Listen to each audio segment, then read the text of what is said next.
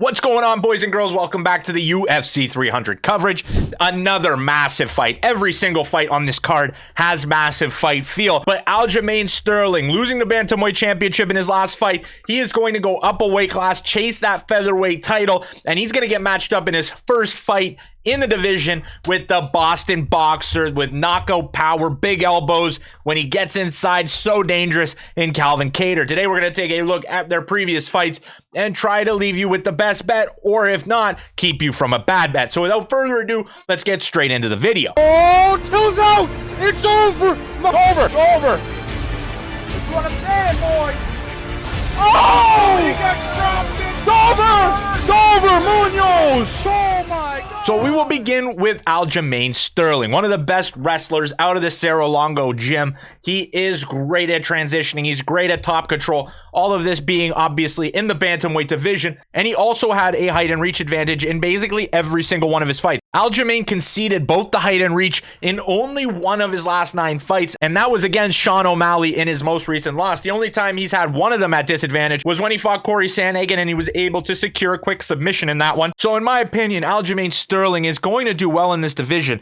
This fight is seriously close. The lines have it minus 126 for Aljamain, around plus 125 to plus 130 for Calvin Kattar. And in this situation, Kattar is the taller guy. Now, when I'm breaking down their styles, I found that when it came to the striking, the grappling edge is on Aljamain's side. The real question is, will he be able to take Kattar down and hold him there? I don't know. But if somebody's going to feel more comfortable on the ground, it's going to be Aljamain Sterling. But in my opinion, when I was looking at the striking for both fighters, I felt that they both did better when they were longer and were able to move forward. They had more pressure when they were taller and longer than their opponents, and they're way more confident going in and out of striking exchanges when they have the height and reach advantage. And in this case scenario, Calvin Kattar is going to have both. The reach much closer, only separated by an inch, but Kattar at 5'11 versus Aljamain at 5'7. So then I decided to go back and I would look at Kattar's wrestling defense. He has a 91% takedown defense, and he is pretty active on the bottom to get back to his feet. He understands that he doesn't want to turn this into a grappling fest, or any of his fights into a grappling fest. The last time he was taken down, Chris Fishgold,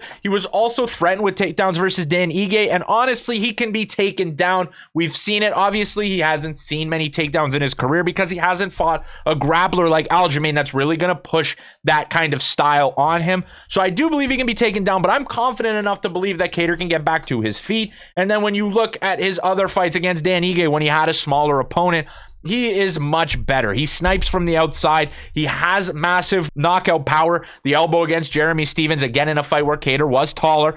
I really do like Kattar in this spot. As the taller natural featherweight, I think this screams Kattar's going to win this one in Aljamain's move up. Big risks when it comes to the Kattar side that I do understand. I made a play for Kattar at plus 125 earlier, but there is the risk. In the Arnold Allen fight, he blew out his ACL. He was forced to stop the fight at the beginning of the second round after going for a flying knee. He tore it late in the first round. That is a serious injury for a 36-year-old fighter, which is the big risk here. You take that out, I think that he's the favorite in this fight. How does that impact his style? It looks to me, training-wise, he's been back. He was at the Performance Institute for the UFC, which is one of the best recovery places you can be. I do like that. The other risk for me, Aljamain Sterling does like to start fights quickly. He uses the leg kicks, he uses the in and out, and he might land a takedown. It might be smart to hold off on a wager until midway through that first round. DraftKings, I know, has great live bet lines that you can do if you're watching along with this one, but I think Kattar's height and reach advantage is going to start to show itself towards the end of the first round,